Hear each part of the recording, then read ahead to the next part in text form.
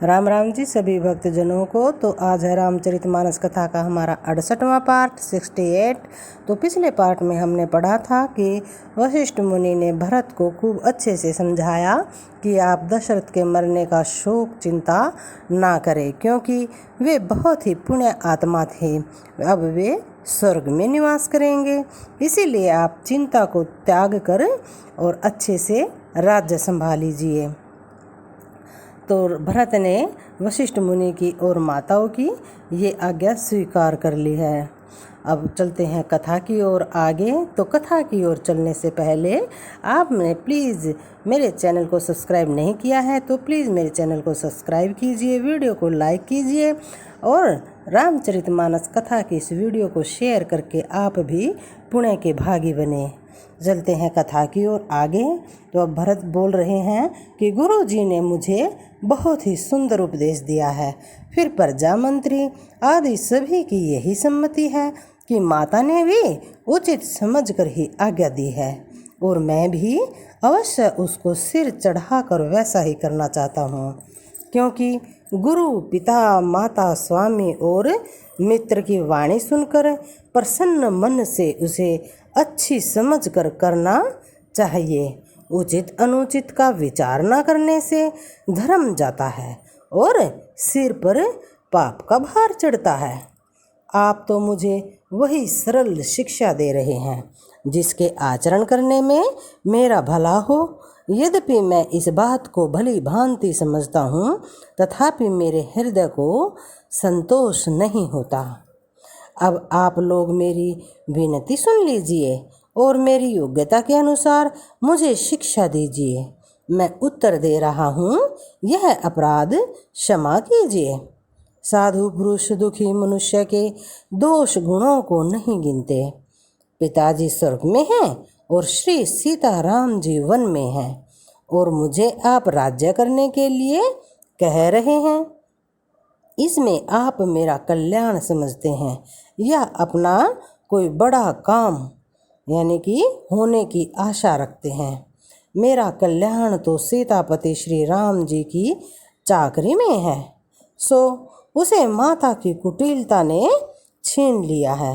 मैंने अपने मन में अनुमान करके देख लिया है कि दूसरे किसी उपाय से मेरा कल्याण भी नहीं है। यह शोक का समुदाय राज्य लक्ष्मण श्री रामचंद्र जी और सीता मैया के चरणों को देखे बिना किस गिनती में है, अर्थात इसका भला क्या मूल्य है। जैसे कपड़ों के बिना गहना का बोझ व्यर्थ है, वैराग्य के बिना ब्रह्म विचार व्यर्थ है। तो यहाँ पर भरत जी बोल रहे हैं कि जो लक्ष्मण श्री रामचंद्र जी और सीता जी के चरणों को देखे बिना भला किस गिनती में है, अर्थात इसका कोई मूल्य ही नहीं है। जैसे कि यहाँ पे उदाहरण दिया है कि जैसे कि कपड़ों के बिना गहनों का बोझ भी व्यर्थ है। तो जैसे रोगी शरीर के लिए नाना प्रकार के भोग व्यर्थ हैं और श्री हरि की भक्ति के बिना जप और योग व्यर्थ है। जीव के बिना सुंदर देह व्यर्थ है और वैसे ही श्री रघुनाथ जी के बिना मेरा सब कुछ व्यर्थ है। मुझे आज्ञा दीजिए, मैं श्री राम जी के पास जाऊं। एक ही आँख अर्थात निश्चयपूर्वक मेरा हित इसी में है और मुझे राजा बनाकर आप अपना भला चाहते हैं। यह भी आप स्नेह की जड़ता अर्थात मोह के वश होकर ही कह रहे हैं। कैकेयी के पुत्र कुटिल बुद्धि, राम विमुख और निर्लज्ज, मुझ में अधम के राज्य से आप मोह के वश होकर ही सुख चाहते हैं। मैं सत्य कहता हूँ, आप सब सुनकर विश्वास कीजिए। धर्मशील को ही राजा होना चाहिए और आप मुझे हठ करके जो ही राज्य देंगे त्यों ही पृथ्वी पाताल में धस जाएगी। मेरे समान पापों का घर भला और कौन होगा, जिसके कारण सीता जी और श्री राम जी का वनवास हुआ।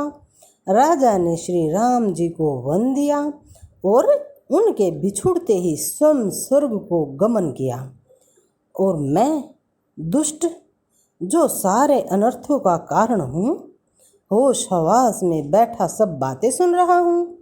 श्री रघुनाथ जी से रहित घर को देखकर और जगत का उपहास सह कर भी ये प्राण बने हुए हैं, अर्थात अभी तक ये प्राण क्यों नहीं निकले। इसका यही कारण है कि ये प्राण श्री राम रूपी पवित्र विषय रस में आसक्त नहीं हैं। ये लालची भूमि और भोगों के ही भूखे हैं। मैं अपने हृदय की कठोरता कहाँ तक कहूँ। जिसने वज्र का भी तिरस्कार करके बढ़ाई पाई है, कारण से कार्य कठिन होता ही है, इसमें मेरा दोष नहीं। हड्डी से वज्र और पत्थर से लोहा भयानक और कठोर होता है। केकई से उत्पन्न देह में प्रेम करने वाले ये पामर प्राण भर पेट अर्थात पूरी तरह से अभागे हैं। जब प्रिय के वियोग में भी मुझे प्राण प्रिय लग रहे हैं, तब अभी आगे मैं और भी बहुत कुछ देखूं सुनूंगा। लक्ष्मण श्री राम जी और सीता जी को वो वन दिया, स्वर्ग भेजकर पति का कल्याण किया और स्वयं विधवापन और अपयश लिया, प्रजा को शोक और संताप दिया और मुझे सुख सुंदर यश और उत्तम राज्य दिया। कैकेयी ने सभी का काम बना दिया।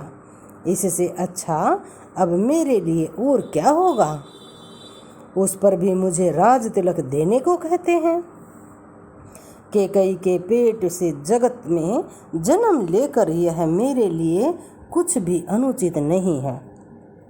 मेरी सब बात तो विधाता ने ही बना दी है, फिर उसमें प्रजा और पंच अर्थात आप लोग क्यों सहायता कर रहे हैं। किसी को ग्रह लगे हो अथवा जो पिशाच ग्रस्त हो, फिर जो वायु रोग से पीड़ित हो और उसी को फिर बिच्छू डंक मार दे, उसको यदि मदिरा पिलाई जाए तो कहिए यह कैसा इलाज है। कैकेयी के लड़के के लिए संसार में जो कुछ योग्य था, चतुर्विधाता ने मुझे वही दिया, पर दशरथ जी का पुत्र और राम का छोटा भाई होने की बड़ाई मुझे विधाता ने व्यर्थ ही दी। आप सब लोग भी मुझे टीका कढ़ाने के लिए कह रहे हैं। राजा की आज्ञा सभी के लिए अच्छी है। मैं किस किस को और किस किस प्रकार से उत्तर दूं, जिसकी जैसी रुचि हो आप लोग सुखपूर्वक वही कहें। मेरी कुमाता कैकेयी समेत मुझे छोड़कर कहिए और कौन कहेगा कि यह काम अच्छा किया गया है। जड़ चेतन जगत में मेरे सिवा और कौन है, जिसको श्री राम जी सीता जी प्राणों के समान प्यारे ना हो। जो परम हानि है उसी में सबको बड़ा लाभ दिख रहा है। मेरा बुरा दिन है, किसी का दोष नहीं है। आप सब जो कुछ कहते हैं सो सब उचित ही है, क्योंकि आप लोग संशयशील और प्रेम के वश हैं। श्री रामचंद्र जी की माता बहुत ही सरल हृदय है और मुझ पर उनका विशेष प्रेम है, इसलिए मेरी दीनता देखकर वे स्वाभाविक स्नेहवश ही ऐसा कह रही हैं। गुरु जी ज्ञान का समुद्र है और इस बात को सारा जगत जानता है। जिनके लिए विश्व हथेली पर रखे हुए बेर के समान है, वे भी मेरे लिए राज तिलक का साज सज रहे हैं। सत्य है, विधाता के विपरीत होने पर सब कोई विपरीत हो जाते हैं। श्री रामचंद्र जी और सीता जी को छोड़कर जगत में कोई यह नहीं कहेगा कि यह अनर्थ मेरी सम्मति ही नहीं है। यानी कि श्री राम भगवान और सीता जी को छोड़कर इस संसार में यह कोई नहीं कहेगा कि इस अनर्थ में मेरी सम्मति नहीं है। मैं उसे सुखपूर्वक सुनूंगा और सहूँगा भी। क्योंकि जहाँ पानी होता है वहाँ अंत में कीचड़ होता ही है। तो आज के लिए इतना ही, बाकी कल पढ़ेंगे। सभी भक्तजनों को जय श्री राम।